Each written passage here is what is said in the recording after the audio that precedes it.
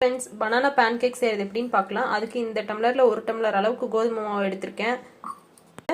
1/2 table spoon அளவு baking powder, 1 pinch baking soda, கொஞ்சமாக salt add பண்ணிக்கோங்க.